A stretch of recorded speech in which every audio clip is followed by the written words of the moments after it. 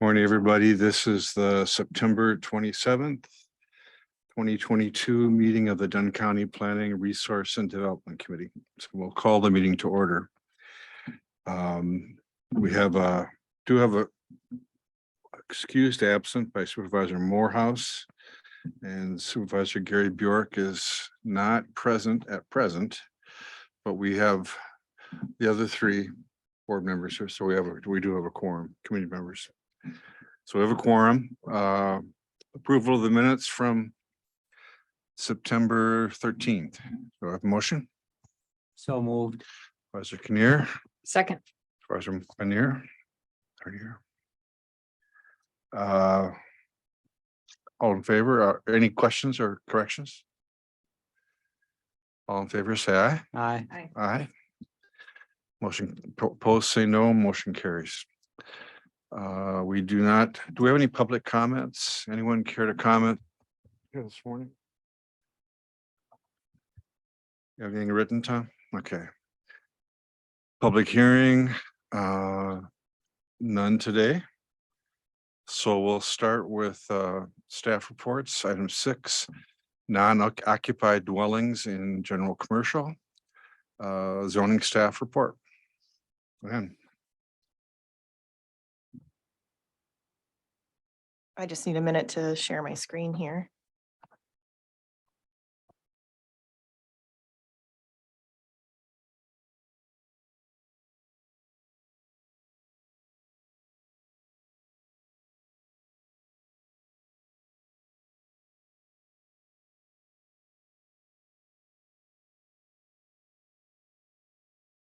Okay, so I just want to start off with our goals today. So the staff will present the research findings for non-owner occupied dwellings in commercial zoning. And then we'll leave it to the committee to decide whether staff should draft a text amendment. Right now, so we're still at the research and recommendation stage. If a decision is made today, we can move on to preparing the initial draft. So non-owner occupied is actually a real estate classification. That means the property owner does not occupy the property as their personal residence. It's commonly used as an investment property. People use them as short-term rentals, Airbnbs, vacation rentals, hotels, single-family rental homes, things like that. So in our ordinance right now, non-owner occupied dwelling is not defined. However, it is listed as permitted principal structures within the limited commercial district and also within the general commercial district. I just showed some sections of the ordinance that it's mentioned.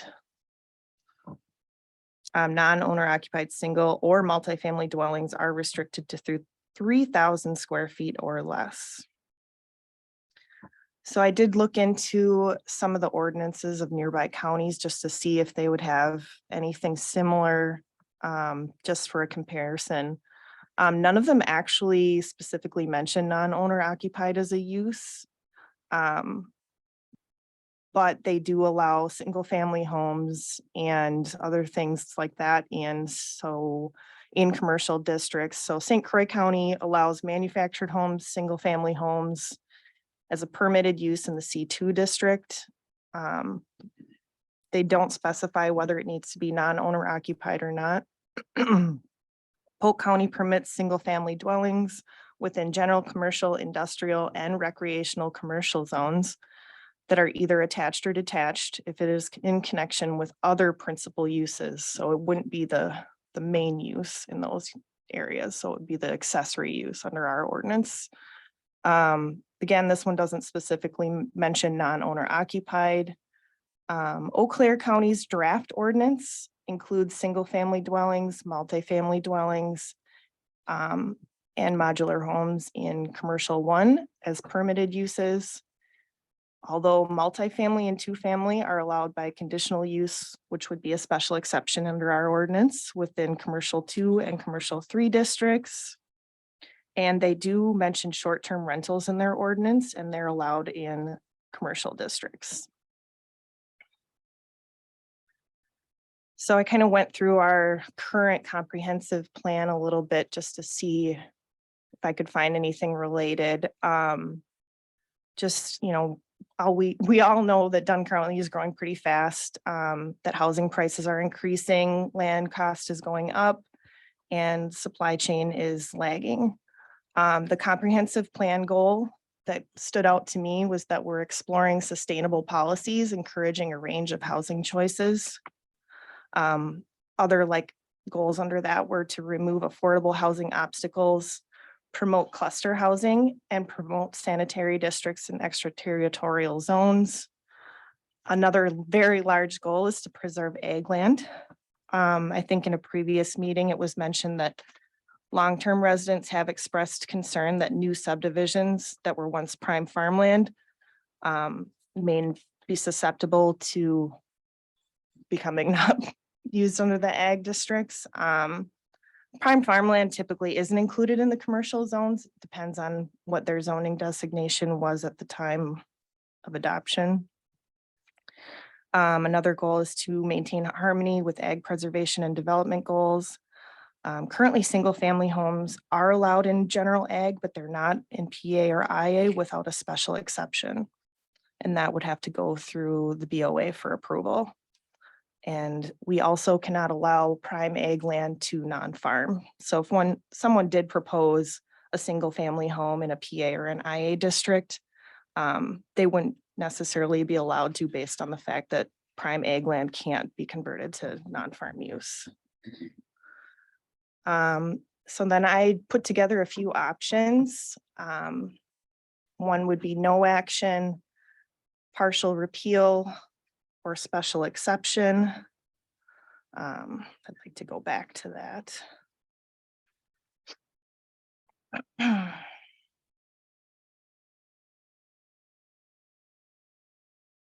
So if we took no action, we would leave the ordinance as it exists. It would not positively or negatively affect housing property availability. It would not affect agriculturally zoned parcels. The economic opportunity would remain the same for the community, property owners, and future investors. It would be an additional source of income for commercial property owners. It could potentially allow for walkable communities and mixed use. A partial repeal, we could potentially remove non-owner occupied dwelling, but allow single and multifamily dwellings. Single and multifamily dwellings would still be allowed as a principal use and as a permitted accessory use, but we would no longer limit to rental only. It would not deplete future housing options. Walkable communities would still be able to exist. And examples as an accessory use, I thought I'd add in there, you could have a restaurant with an Airbnb on the same property, or a Christmas tree farm with a single family home on the property. The other option would be to move it as a special exception. We could move non-owner occupied dwellings to special exception use. If we did that, it would require approval by the BOA. Conditions could be then applied. Additional standards could also be codified into the ordinance. Towns could potentially recommend denial. Additional staff time would be required because we would have more applications, staff reports, hearings, etc. And it would add an extra step for an approval. And I would also really consider adding a definition for clarity. And then I thought I'd just kind of have some talking points up there if we wanted to use that as a guide. All right, so I guess I bring it to you as the committee to discuss and let me know what you want to do. If we could, I think it'd be helpful to go through your slides and just ask first if anybody has any questions about them. So maybe you can start with your first one. Not that your actual first slide, yeah. Or Definitely your second slide. this one. Here, let me get Yeah, it bigger. yeah.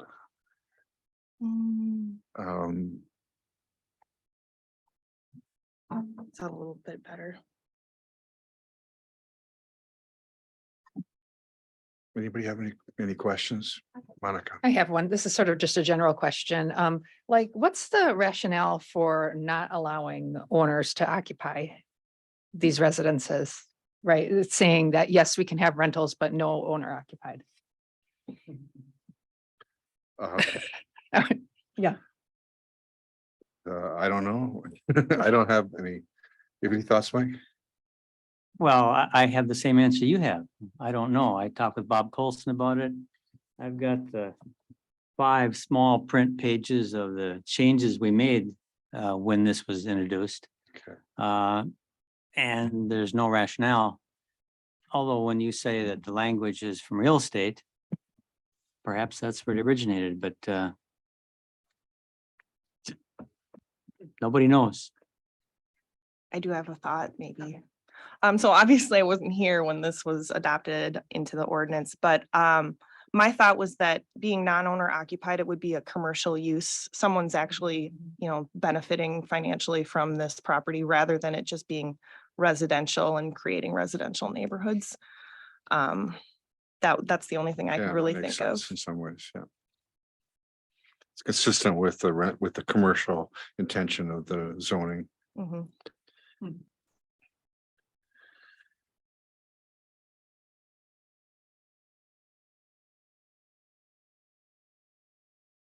Why do you think the 3,000 square foot limit? I mean, it's a pretty big dwelling, but Well, isn't that the normal thing for a limited commercial? And then general commercial is larger. Correct. so that's for every building in that. Okay.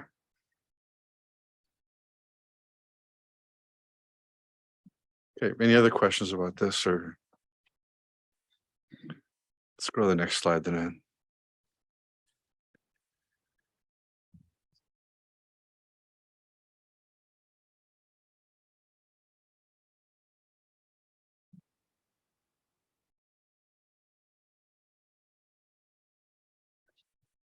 So I guess I understand then, like the St. Croix County ordinance that would allow owner occupied in C2?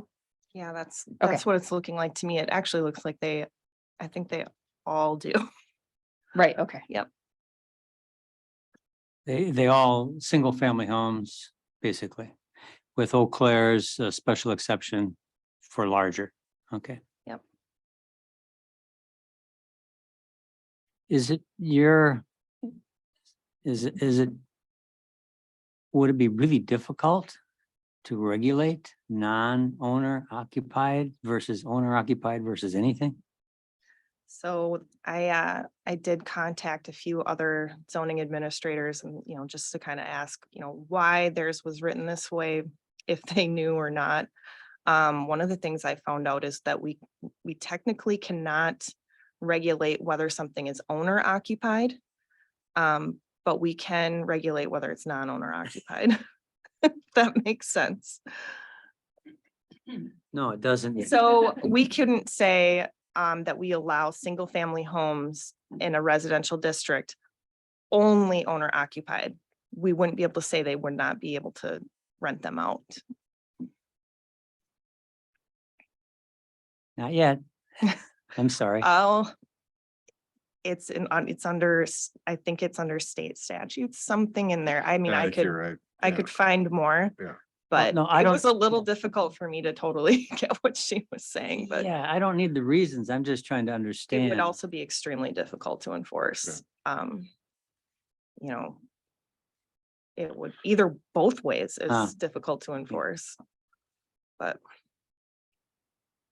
Well, I mean, it's not difficult to enforce the ownership provision of it, right? Somebody has to have an owner. But yeah, whether they actually occupy it or rent it out is difficult to enforce. yeah,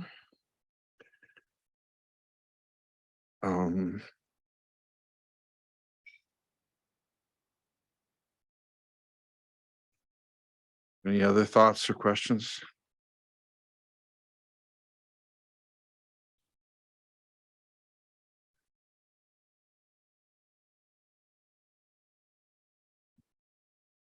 Okay.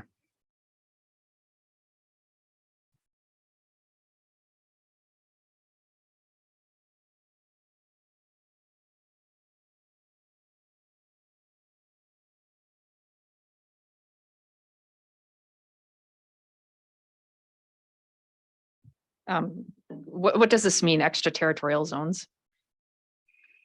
So typically within 1.5 miles of, say, a village or a city, there's occasionally an extraterritorial zone. So approvals would go through them with the intent of that someday they might expand that in that direction. So it's just dual approvals. Thanks. How far does Menominee go out? Do they go out 1.5 or 3? 1.5, okay, Yeah. Depends on the population okay. of the municipality. And has Menominee actually taken action on anything in their extraterritorial zone in the last few years? I can tell you from a land division perspective, I contacted Public Works Director Randy Idy and just asked if he wanted me to forward all, certainly subdivision plats we do send over majors, but certified survey maps, I asked that question last year with our new ordinance coming into play in January. And yes, they want to look at all CSMs. I believe they charge a fee as well. So I very rarely get any feedback from the city on them, but I give them a heads up courtesy notification that a land division is taking place within their 1.5 mile jurisdiction. I suppose in theory, they could require certain items on that certified survey map, just like we do, but it would have to be tied to their ordinance. They would have to have something on the books requiring that information. So yes, City of Menominee exercises their extraterritorial plat review authority and also the Village of Colfax. Those are the only two that I'm aware of. So I believe they have to record a document at the Register of Deeds asserting that power. So those are the only two right now that are actively doing that in the county.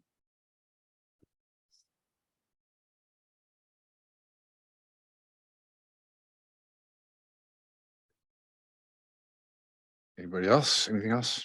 I'm just thinking, Ann, as you went through the comprehensive plan, it's hard to distill down all of that into just a little bit, wasn't it?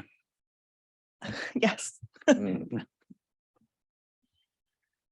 Okay, let's go on.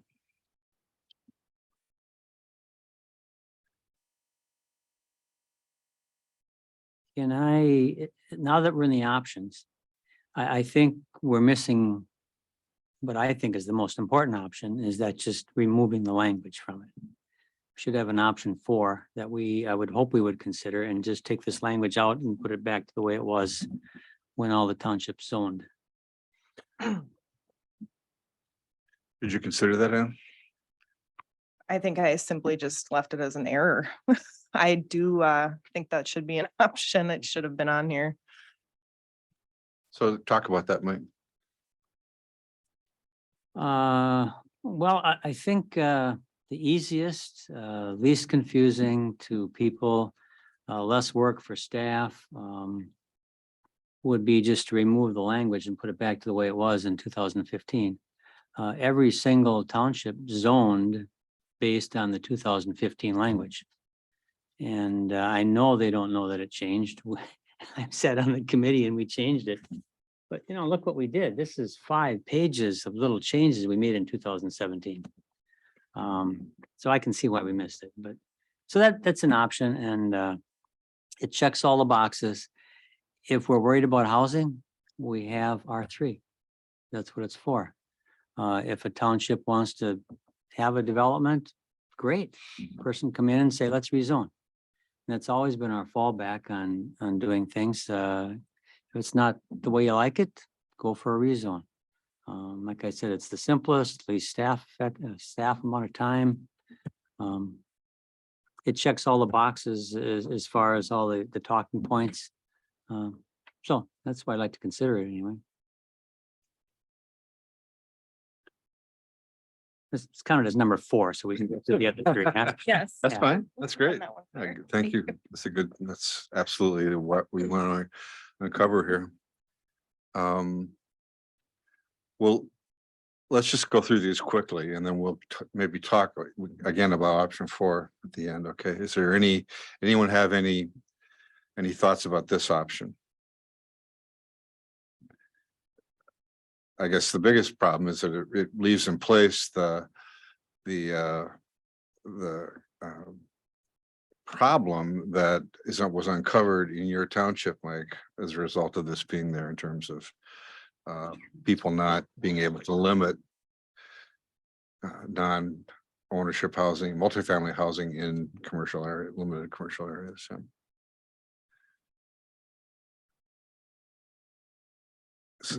So the is there a reason? Do we just for discussion purposes, leaving it as it is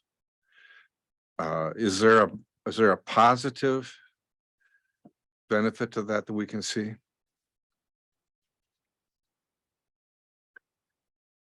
I mean, it would offer more opportunities for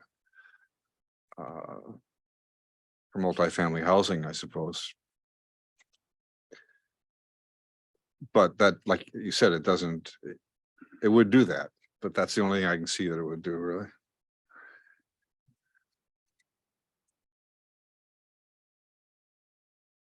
Okay.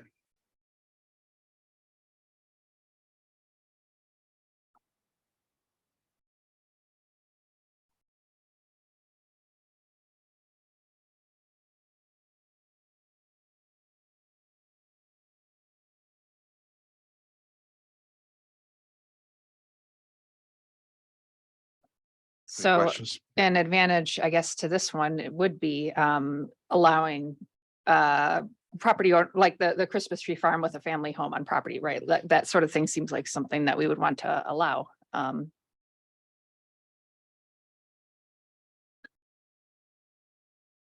Is there, so the Christmas tree farm option is that that's would be a special exception now, right? It is an accessory use. So if you already have the Christmas tree farm with the house as the secondary use. So the Christmas tree is the bigger use on the property. You know, it's an operating commercially. That could be moved to a special exception. But anybody, you know, just keep in mind, anybody who's already doing this use, if we did repeal any of this today or in the future, I mean, it wouldn't affect them. They would be grandfathered in. It just would affect anyone who's interested in doing this in the future. So I thought in limited commercial, well, you just said it, I think it's an accessory use. It's permitted right now. Single family housing along with the use. So that's permitted It's and taken care of already. which already taken, what we're discussing today won't affect that at all. Is that Depending on what your okay? what your decision okay. is. Right, but that was allowed in 2015. It wasn't changed in 2017. Okay. Okay. Anything else? I just need to orient myself, right, to what we're talking about. So previously, I guess it was the case that we had commercial districts and we had housing districts, and the two kind of didn't mix, right? No mix and match. And then 2015, the thought was, yes, we should allow some. 2017. Okay. 2017, we should allow a little bit of housing in commercial districts, rentals and things like that. And then there was this concern of in town of Menominee, this allowed multifamily housing, and the town board didn't want that. And so now we're considering, like you mentioned, if we're concerned about affordable housing, that's fine. We can use R3 for that. And I take it R3 does not allow any commercial uses in it, that it's like housing only, or? I would definitely have to go back through the ordinance. R3 isn't very common in Dunn County right now. I'd have to look into it, and I could certainly do that right now if you allow me to, but It's okay. I couldn't answer it off the top of my head. It's okay. I'm just trying to get the bigger picture of what's going on and what the motivations are. If I remember correctly, R3 allows a few office commercial type things that there's some limitations on it too. Like a home occupation, so like yeah. an at-home office or something like that, like an in-home business that takes up a limited amount of space within your home. And that's generally it, isn't it? from Yeah, what I yeah, can remember. I I don't don't wanna wanna, like, speak definitively here.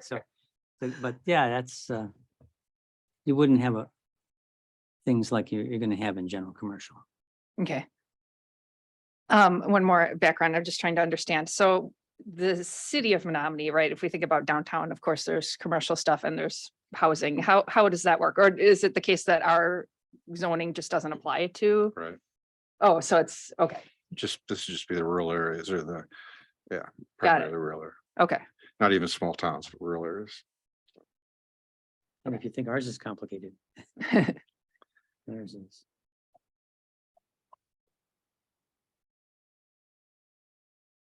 Anything else?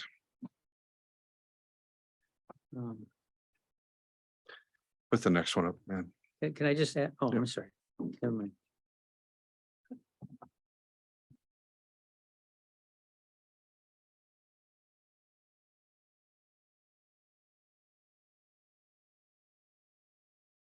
You had a question, Mike? I'm just on 2 and 3. I'm wondering about staff time.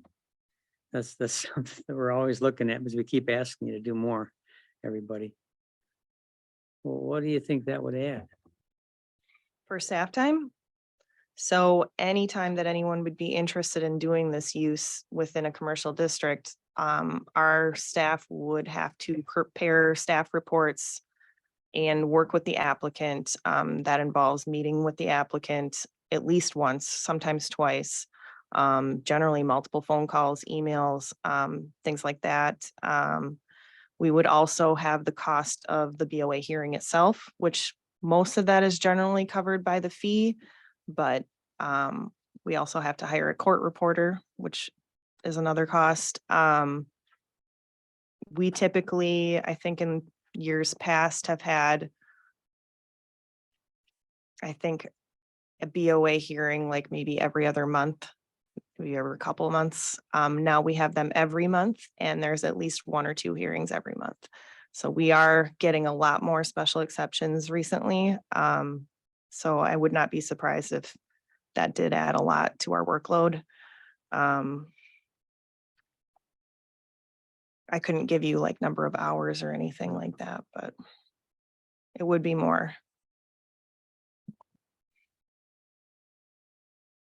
Just for Monica's benefit, Yes. On a rezone, a town can veto a rezone. Okay.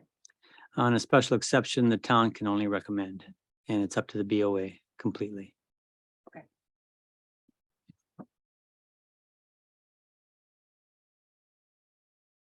Any other questions on this? Let's go to our discussion sheet then.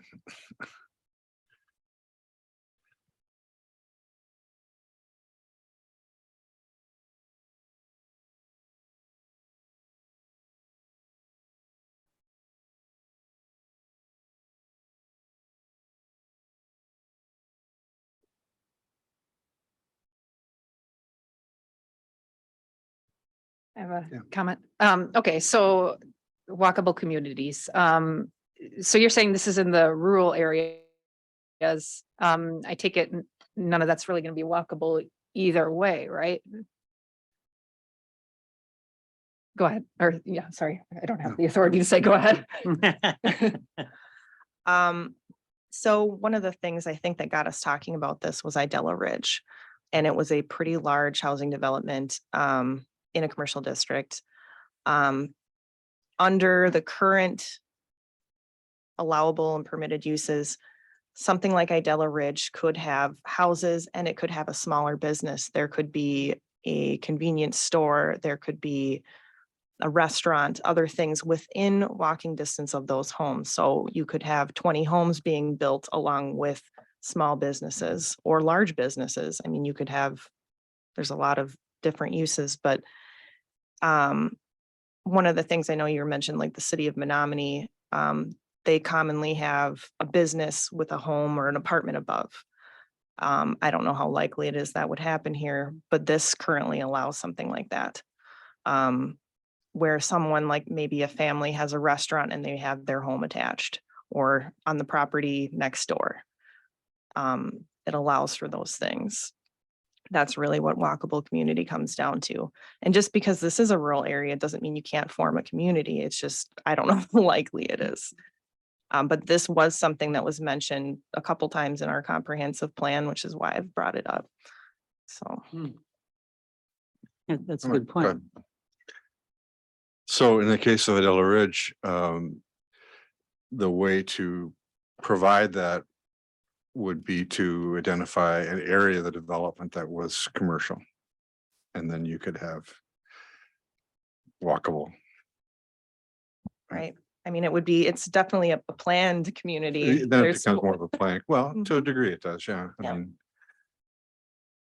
mean, the cluster housing kind of falls into that, the conservation development. This is kind of a movement that's coming forward a little bit more where they're trying to make neighborhoods a little more intentionally that share common spaces, maybe common sanitary systems, things like that. Sometimes they'll have a barn or a little farm that the community shares. I'm not seeing a whole lot of those right now, but it was also mentioned in the comprehensive plan.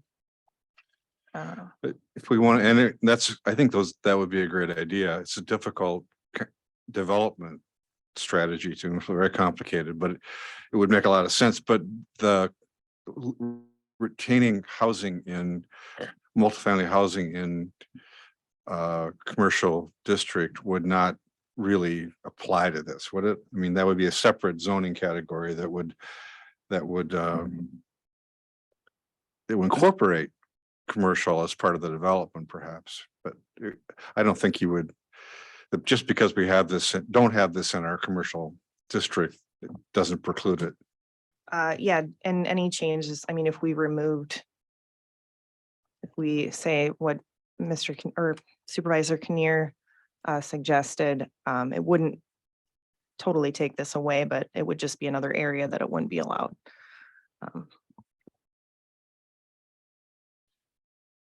Always a different way of looking at it when you mention that, both of you. That's interesting. Just for information, Idella Ridge actually rezoned to R2 for part of it and kept part of it general For commercial. Commercial, yeah. So he planned that, and the town of Menominee actually has in their subdivision plan incentives to do cluster housing. So they've been thinking about it, but nobody wants to do it. Yeah. Okay, I mean, you raise the whole question of A, B, and Bs too, which is something every community is dealing with to some degree.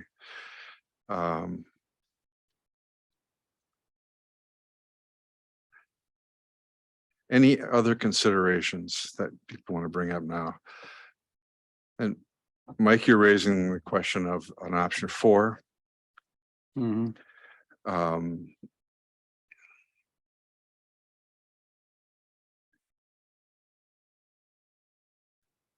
Let's say option 4, we went back to the original zoning.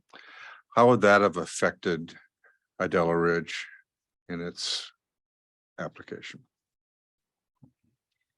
I think the most important part is the multifamily housing.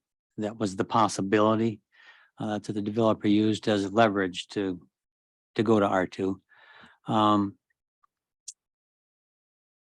Let me give you a little background. First off, there were a whole bunch of, they were excavating, a bus company was there. There's a couple other businesses along. That's why it was done. And also it's an official mapped double B. That would be a bypass in emergency and so forth. So there's some other restrictions on there. That's why it was done. And the town of Menominee kind of bit the bullet. We knew we had to have some general commercial around, and we were the best bet. Highway 12 and so forth. Now, how would it change it? Well, there wouldn't be houses there unless they came and said, we would like to rezone.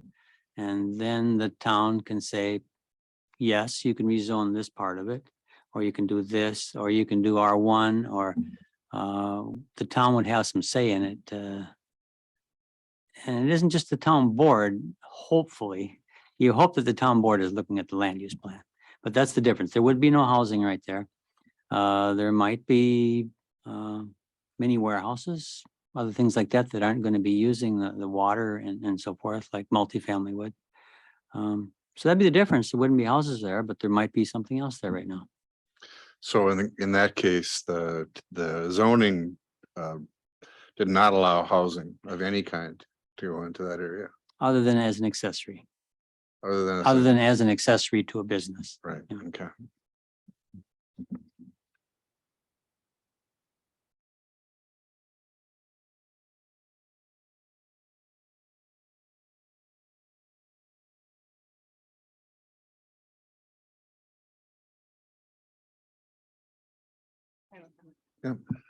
So Dunn County's doing a housing study right now. And I'm wondering whether it makes sense to delay decisions on this until the results of the housing study and the recommendations are in.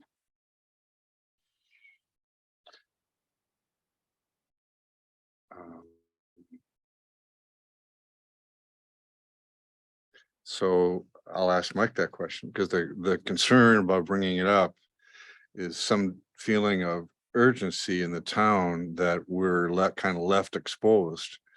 And they were, I mean, what happened was you did not want multifamily housing or housing of any kind in this area. And all of a sudden you were required to allow it, right? And that will stand until we change it. I've been thinking about, because Diane, when she was here, she brought up the housing. Well, I can tell you the results. We're short on housing and we're short on affordable housing. And I don't know how this affects it. We still have all the zones needed for housing. Yeah. Now, if we wanted to say, okay, as a county, we're going to override what the towns want. We could say all of a sudden in ag, we're not going to allow multifamily housing. But that's not our job. Our job is to have the zones available for the townships to choose from. And if the town of Menominee or the town of Red Cedar has some commercial, they zoned it for a purpose back with the original. And if we want to force the townships to allow multifamily housing in general commercial and limited commercial, we could do that. I don't think that's our job. Or we could force them to change everything back to general ag. Then we don't have any commercial, which is what we need too. You've mentioned that Right. before too. So, we need it all. But I'm just thinking, we already know what the outcome of the housing I think is. so. I agree. And you agree to it, I think, yeah. Yeah. So what changing it back would do is basically just trigger a discussion. The developer would have had to come to your town board and say, I would like to do this development. And I want to include some commercial, but I also want to include some of this type of housing in there. So I want to rezone part of this property to residential. It does seem like the way it should happen. And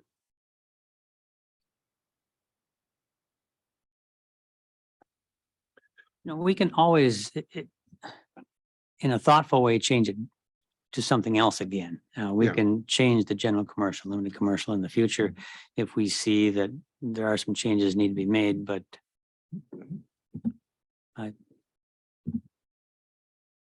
it's not set in stone forever.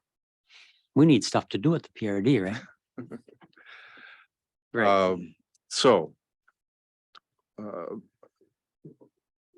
our options today are to, our intent today is to direct staff as to where to go next. And we've been provided with a really thoughtful report. Thanks a lot for this. It's really helpful. And an option, another additional option. And I don't think we need to take a motion on this, but would we like, what of those options would we like to recommend to the board, the staff to bring back to us for further consideration? And I think, Mike, you're saying that you would like the option of, to look at what an option would look like of removing, going back to the original statute. Yes. Monica, you have any thoughts about that?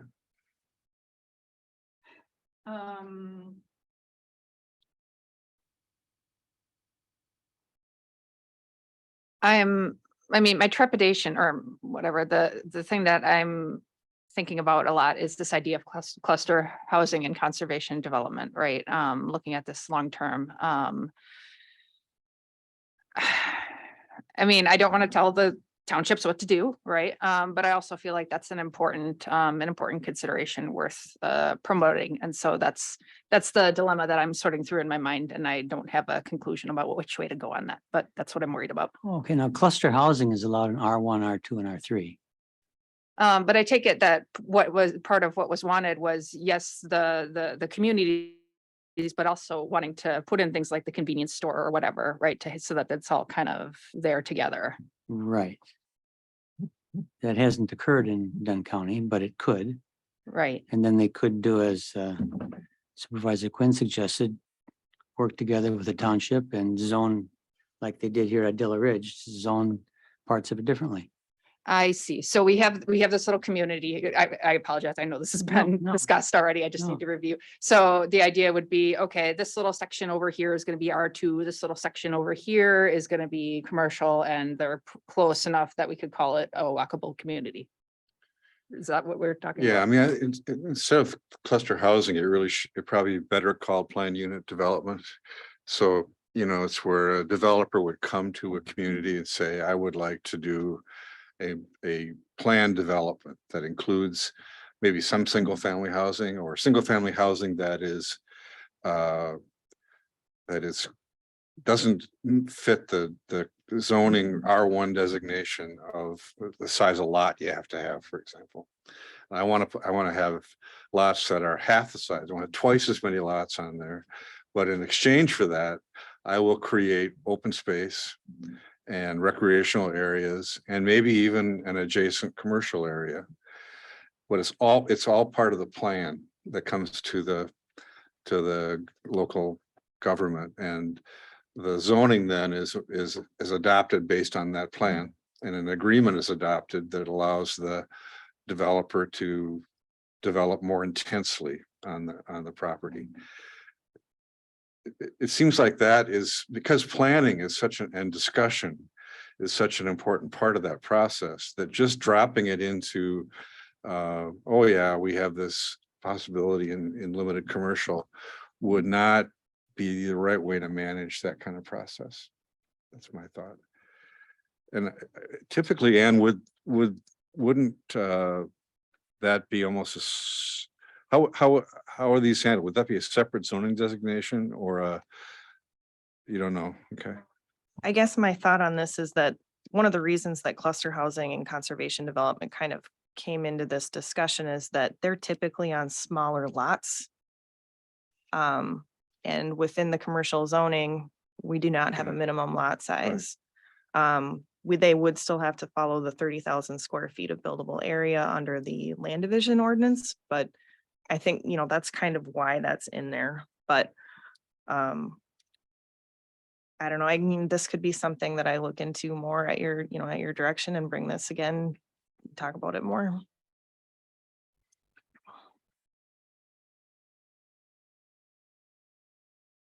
Well, my recommendation would be that we ask Anne to come back with a proposal to go back to the original zoning for now. And we could argue whether at that point in time, whether that's a good idea or not. I don't think any of the other options sound very good. But that's my thought. Any problem with that? Okay, then that's what we'll do. Okay, thanks. Could have saved you a lot of work 2 months ago. No, this But was really it's nice. good discussion. This Yeah, was- very good and very good report. Okay.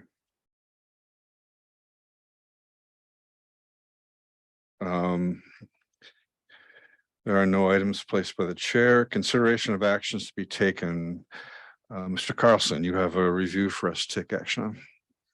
Yes, thank you, Mr. Chair. Good morning, everyone. Let me get down here, right page.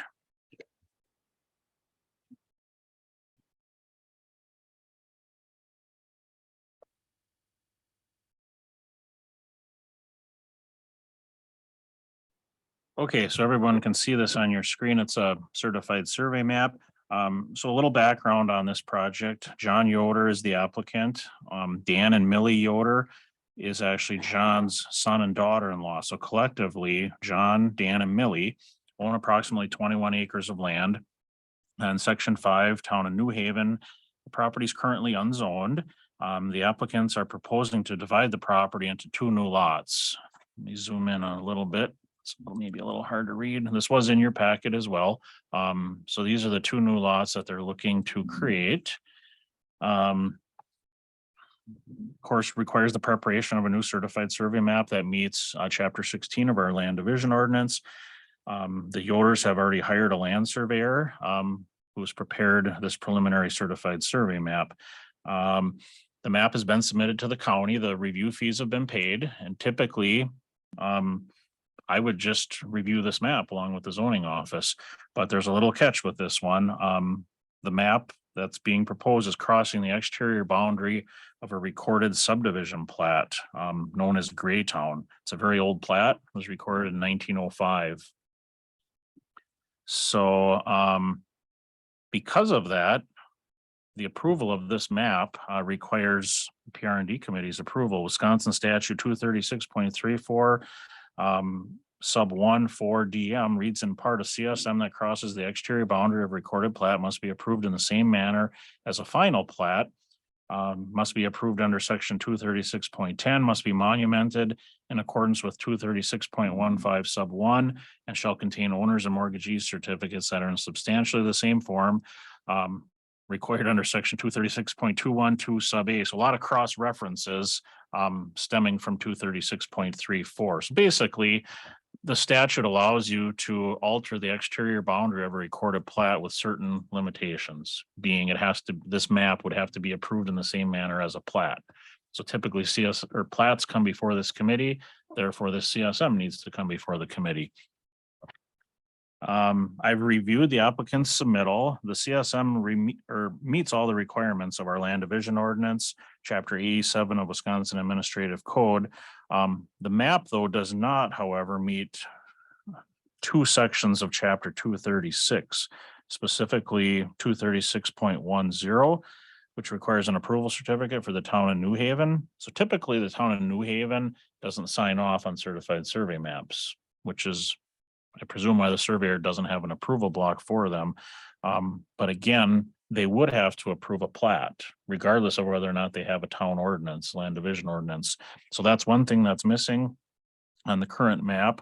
The other thing that doesn't meet code is the monuments. If you look at the legend on here, where is the legend? There it is. 3/4 by 18-inch iron rebars were set, weighing 1.502 pounds at all the open circles. Those irons are not heavy enough. They do not meet the state code. I feel I have some explaining to do. You may be wondering, why would the county surveyor bring a map to the committee when it doesn't meet code? This came up literally like 2 days before the deadline for getting this on the agenda. I worked diligently with the surveyor to get the map in this form. These 2 items were discovered a week ago today, the day the packet was going out. The surveyor left that morning out of town on vacation. So I had 2 options. I can either make a conditional approval based on these couple items getting addressed, get it to the committee on behalf of the applicant, or delay a decision for 2 more weeks. So I made an executive decision to make a conditional approval on this. So I hope you understand. You may have different feelings and may not want to take action on it today, but honestly, these 2 items are just technical in nature. It's neither of which are going to change the boundary of what we're looking at. And I just thought, in the interest of time, on behalf of the applicant, we could do a conditional approval today. The surveyor, once back in town, will revise the map. He'll add a approval block for the town of New Haven and if the iron should have been set already, if so, they'll have to, several of them will have, there's actually 9 will have to be removed and replaced with larger monuments. I have an addendum here. That was also in your packet. I'll zoom in. I know it's maybe a little hard to read here, but I tried to letter everything. So everything lettered, the monuments at those letters A through I will have to be replaced. There's also a detail down here where the right of way jogs. So those 9 irons that are in the ground, if set, will have to be removed, replaced with larger monuments. And then of course, an approval block will have to be added to the map. Just go through the other documents that are in here. This is an air photo of the property, and anybody can certainly stop me at any point here if you have questions. I don't have a laser pointer, but it's basically this area, this part of the 40, this northwest, southeast lying westerly of the county highway. So the name on here says Geiger, but the land has transferred it. The Geigers no longer own the property. It's owned by the Yoders now. So that's the property. Here's the plat of Greytown, recorded in 1905, very old plat. There were 14 platted lots here. Zoom in a little bit closer. So 13 of them were on one side of the road, paralleling the South Fork of the Hay River, and then lot 14 was on the other side of the river. It's interesting. The Register of Deeds has a tract index set up for these 14 lots, but several of the lots immediately after the plat was recorded have no transactions on. I would presume the surveyor has done his due diligence and couldn't find any documents indicating, partial vacation of the plat. Several lots maybe were vacated. In looking at some of the deeds of record, some of them don't even reference the platted lots. They're describing meets and bounds parcels over the top of it. Some of them describe the land by meets and bounds, and then at the end say including all of or part of several of these platted lots. So there's kind of a hybrid of descriptions. It seems years ago attorneys maybe didn't know this plat was of record or chose to ignore it, thinking it was vacated, or perhaps it is vacated and the surveyor just missed that fact. I don't know. But the fact is, this recorded plat, descriptions have been written crossing it for many, many years.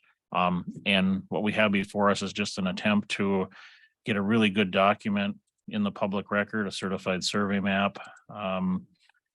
And I don't have any objections to what they're doing. Again, typically Ann and I would work on together reviewing this map and approving it.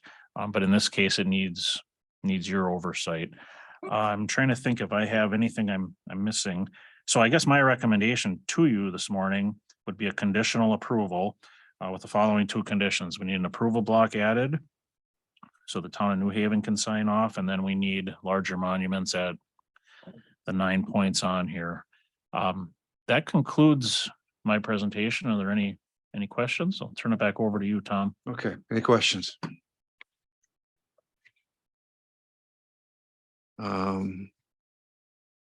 Interesting to see those plats from Greytown. It's sort of part of the local lore up in our area, that how that town got established and everything. So it used to be a little creamery up there long ago. What did you call it? Greytown? Greytown, yeah. And there's actually One of those, there's a church there as well. yeah, It's still standing. yeah. Mhm. Huh.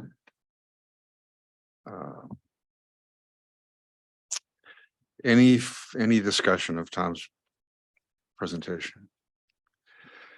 Could I have a motion to approve the proposed certified survey map as described? Tom, can I interrupt? Yeah. It would be a conditional approval. Okay, I think it's a very fine technical point there, but I think it needs to be the motion should be a conditional approval with the 2 conditions listed in my report.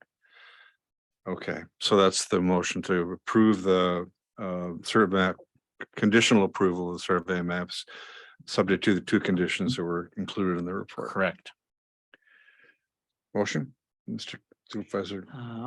I will make a motion to recommend conditional approval of the certified survey map as submitted with the 2 conditions that Tom has there. Is there a second? I'll second. Monica's seconds. Any further discussion? All in favor, say aye. Aye. Aye. Opposed, say no. Carries. Thank you. Thanks, Tom. Thank you. Item 9. Consideration of the proposed Tainter Lake Rehabilitation District Public Hearing Report. So at the last meeting, we said that we would consider the report again and also consider possible action today, but the intention that we have given ourselves until our next meeting to take action because we don't expect to bring it to the county board until the October 19th meeting.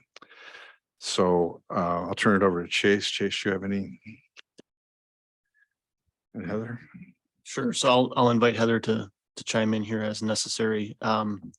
And as a result of the last meeting, there were several questions that were asked of staff as well to follow up on.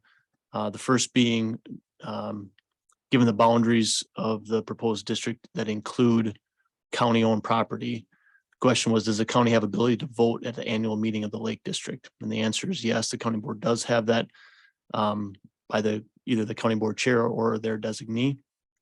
And typically that would be a vote representing the full county board as a whole, but still it's only one vote at the annual meeting.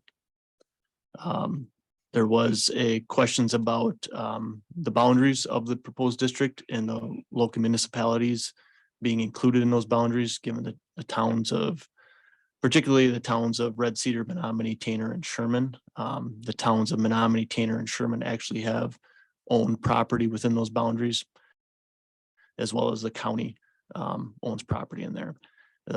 The request was to offer the option to those townships to remove property from the boundaries of the towns. Heather in our office here, Heather sent out an email to the town clerks advising them of the information and asked them to either provide public comment at either this meeting or at a future meeting, or reach out to Chairman Quinn to make any response or request. I believe there was some discussion. Heather's received some comments from the town of Tainter, and we can get into those details in a minute if you'd like. The last question that was raised was there any objection to boundary changes by the applicant? And I spoke with Mr. Tom Bills immediately after our previous meeting, and at that time there had been no objections to that. So if you'd like to discuss any of those in more detail, more discussion about any response from the towns, we'd be happy to do that. Otherwise, we're here to help participate in any conversation you want to have. So you did hear back from Heather, you did hear back from at least a couple towns, right? In response to the email I sent out to the 4 towns, I received a response from Tainter. In the email I had sent them, in all honesty, I had directed them to their comments either to the public comment email or to you. Okay. Just because this was more of a I'm the messenger type of thing, and I feel that it's best discussed with the elected officials. But I did receive some communication with the town of Tainter, and the clerk there, just had some questions about if they didn't submit comment for today, if they could at a future meeting, or when they would have a deadline by. Their next town board meeting isn't until October 13th. So I did inform her that would be past the point at which the committee can legally have to pass along to the county board. Since I believe October 11th is the final meeting of this committee that you guys would have to take action on. But she said that her knee-jerk reaction would be that the town board will request to be excluded. I suggested that if there's any, if the town board decides to, if they want to be included or excluded or what have you, if they have any comments, to then pass those comments along to the full board meeting, because they will have to be discussed at the full board meeting on October 19th, regardless of what happens here. Beyond that, I haven't received any communication from any of the other 3 towns. But I think one of the other towns did send some response somewhere. But I can't speak intelligently to that one. You may have received some comments from the town of Menominee, potentially in an email. Okay, And that, if I remember right, I can pull that up, but those comments were along the lines of the town of Menominee probably requesting to be removed as well. So just a reminder, Dunn County has 14 parcels within the proposed district. The town of Tanner has 4 parcels. The town of Menominee has 1 parcel, and the town of Sherman has 1 parcel. The town of Red Cedar also has citizens, town boundaries that are impacted within the proposed boundaries, but they do not, the township itself does not own property. okay.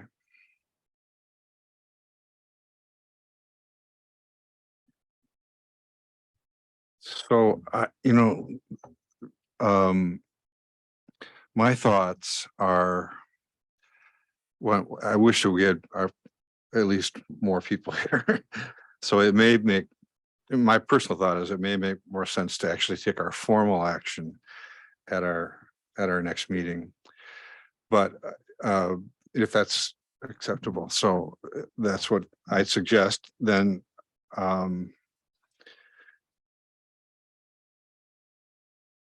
can we talk for a minute about what the form that our recommendation to the county will take? Have you guys thought about that at all? And there are several questions that, if we can make this as sort of straightforward for the county as possible, I think it'd make the process go forward faster. So the report and recommendation coming from this committee to the full county board can include several things. Particularly the report of the public hearing is the main component of it, which is a document that's shared on the screen and has been consistently kind of updated or discussed throughout this process before this committee. With the second part being the recommendation that the committee might have for the full county board. And there are those 4 questions that the county board is required to issue a decision based on. The first being that the petition is signed by the requisite number of owners, which in this case, that has been accomplished. Otherwise, we wouldn't be discussing it at this point. Number 2 is that the district is necessary. Number 3, that the public health, comfort, convenience, necessity, or public welfare will be promoted by the establishment of the district. And number 4, that the property included in the district will be benefited by the district's establishment. So these are typically questions and types of questions that are typically answered by the elected body of a local government. So certainly the form of what to be presented to the county board can include this committee's those recommendation. 4 questions and Yep. a brief summary of our Correct. decision Yep. about them. Yeah. And I would also say that the county board has the ability as a requirement to appoint the initial board of directors for the Lake District. So certainly this committee could have a recommendation as to who those individuals you feel might be. There are also, as part of the petition, a few requests that the petitioners had that this committee may want to consider, because likely those will be brought up at the full county board as well. Right. So we could, I mean, the petitioner's requested a name be used. We could pass that along to the board.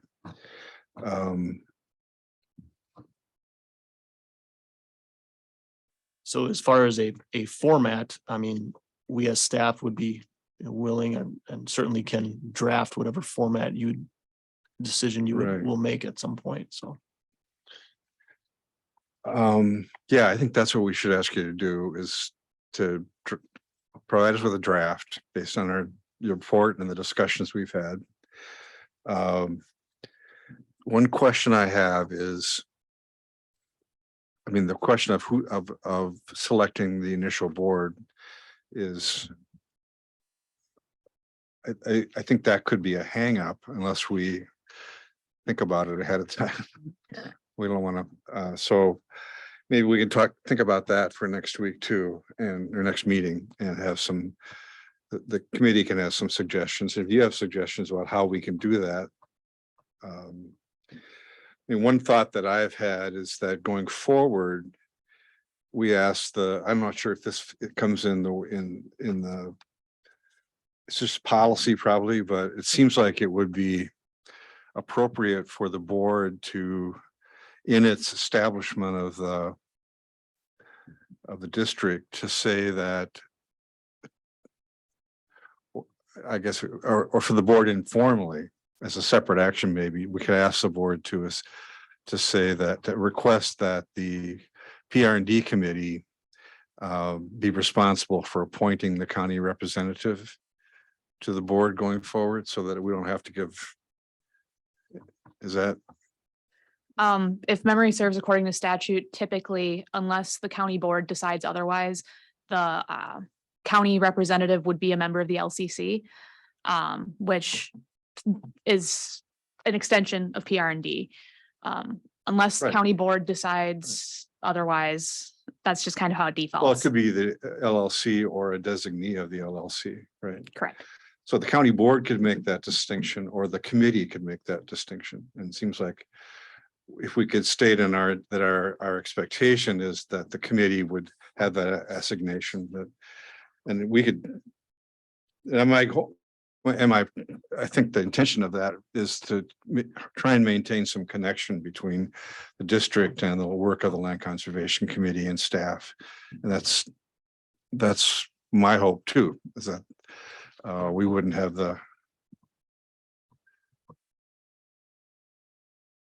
anyway, I guess that's probably not an issue.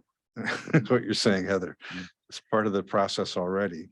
Ideally. Okay, well. All right. Any other points?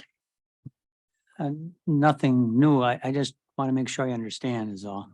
So it looks like what we need to do as the committee is either approve it or not, and move it forward with the recommendation to approve it or not. That's step number one. We need to choose people either before or after, if the county board would allow us to do that. But we need to choose people somehow, is that correct? For the board. Well, what I think that's the question, is how do you choose this initial board? Do you have the county board just do it? I think we should try and recommend to the Yeah, committee yeah. an initial board. Okay, and I agree totally.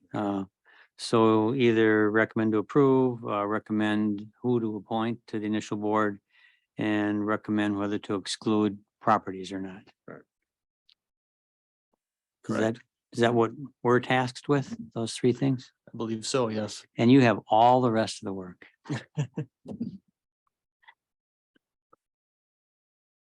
So Tom, you'd like to defer discussion until next time too? Well, if you don't know, if there's points you want to discuss, I'm open to that, sure.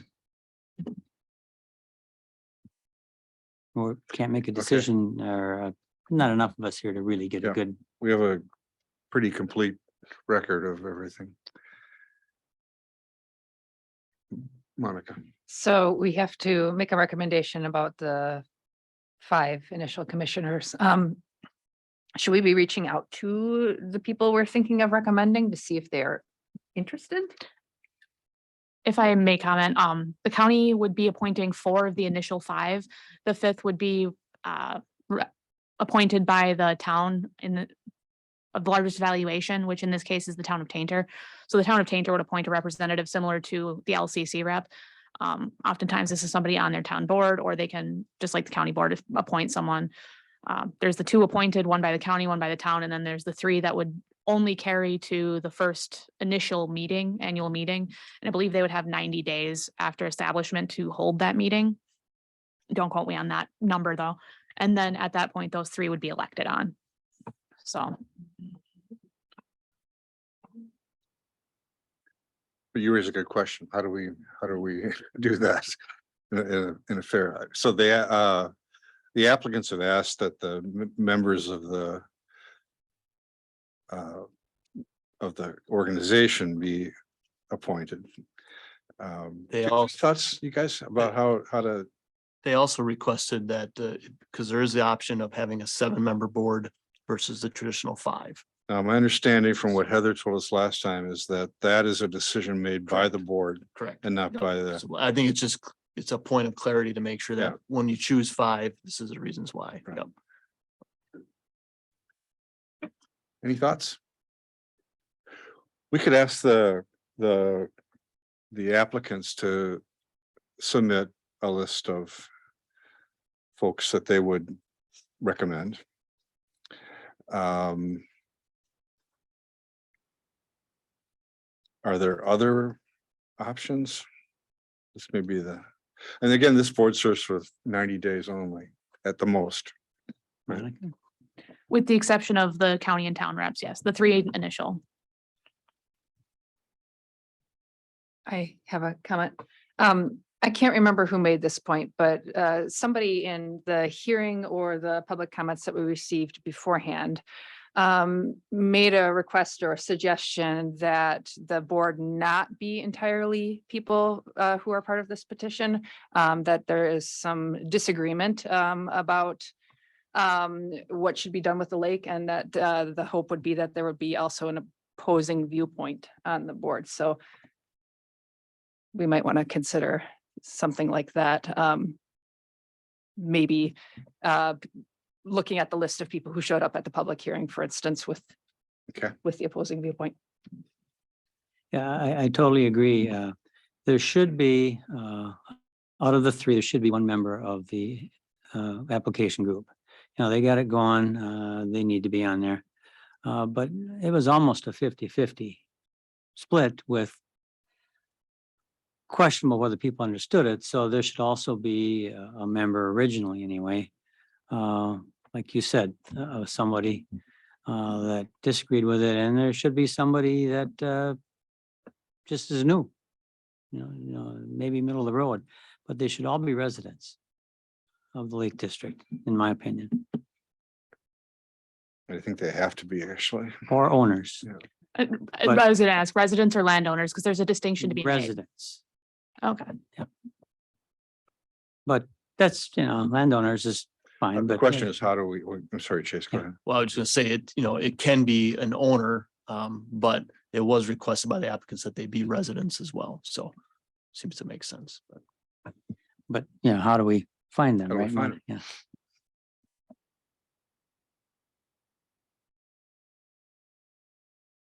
Well, one way to do it is go through the list of people who've testified or submitted testimony. And do we as supervisors want to take on that responsibility, or do we want to, I guess, how do we, I don't have any good suggestions. Anybody?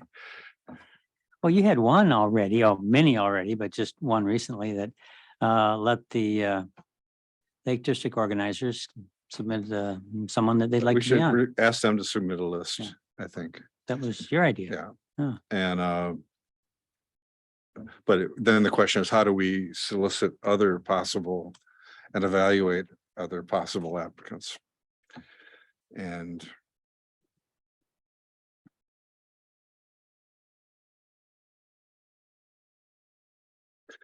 in the absence of a, well, I don't know. You thought you Well, I'm just thinking of the concept of time and the time it would take to coordinate some sort of recruitment process.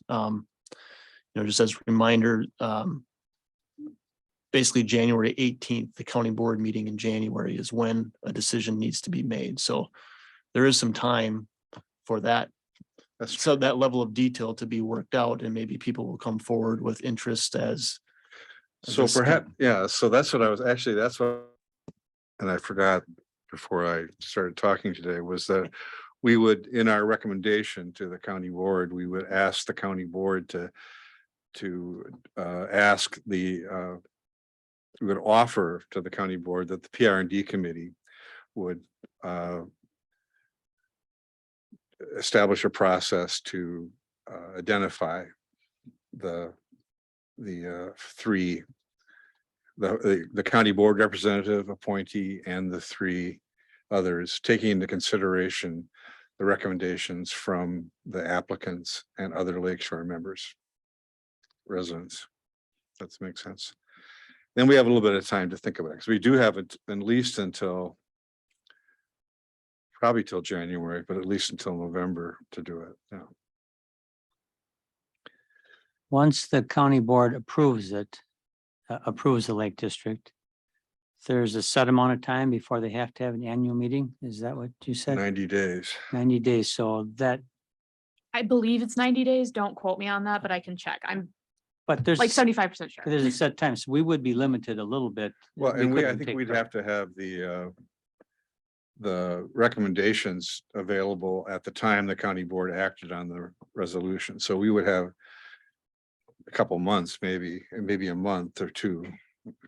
Assuming the county board does move to approve the district, at the time of that approval, the boundaries would have to be set. So any exclusion, any properties being excluded would have to be stated in that order to establish, as well as the county's appointments for the board.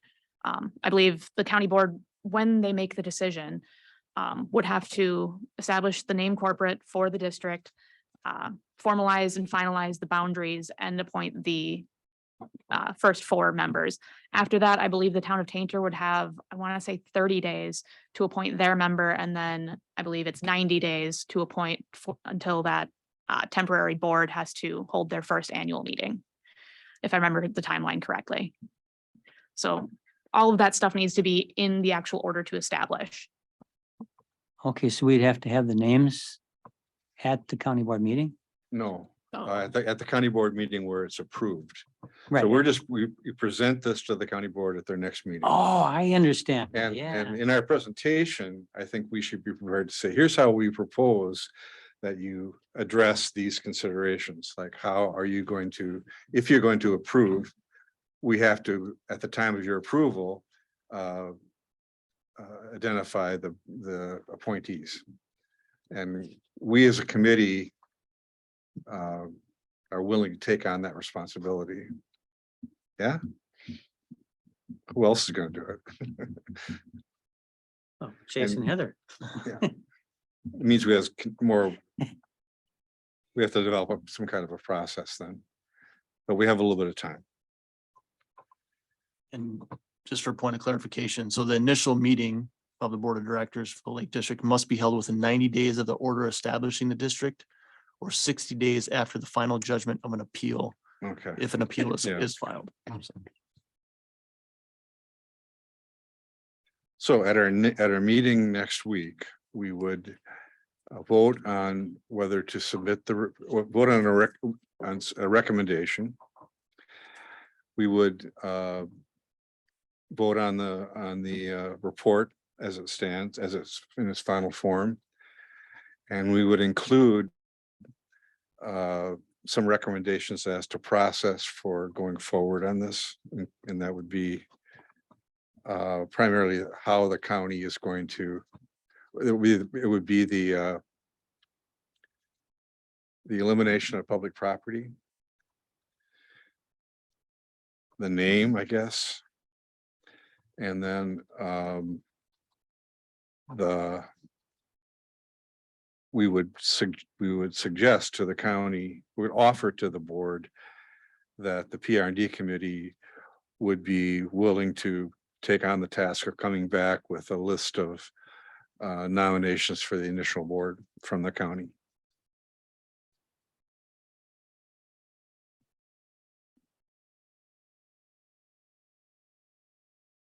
Chase. Back to the logistics of the timing and everything as well. So first, I think particularly the way it was worded on the agenda today with the addition of the review and recommendation, it is an actionable item, and if it's going to be postponed, it should be a decision made to postpone until the next meeting. So as more of a formal Yeah. decision. 2,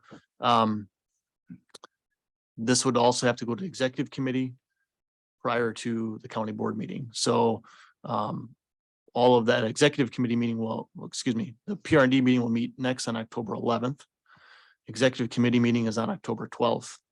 And then the county board is on October 19th. So right in that narrow window, I'll make sure that all these get on those agendas.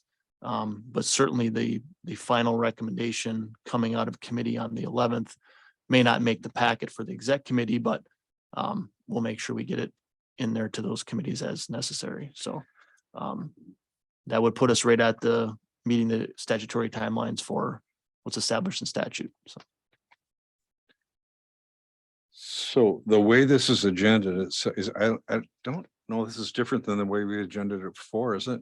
There are some additional wording on the end. The way we've agendaed in the past, so the review and recommendation to the county board. I've been advised that because it's Okay, so then, stronger language. yeah, it was my mistake then, because I had originally, and I didn't catch that. Intended it to be for possible action, but it's fine. Let's It's be fine. We just need to just make a decision to Yeah. postpone. Yep. It's at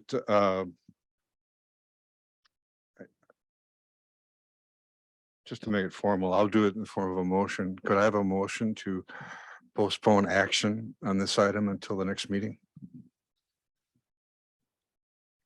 I will move that. Is there a second? And looking around, I guess I'm the second. You're the second. Okay, is there further discussion? All in favor, say aye. Aye. Opposed, no. Motion carries. Okay. Any announcements?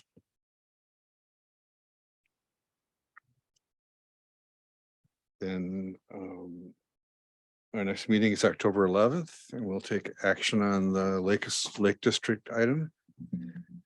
And we're adjourned. Thanks a lot.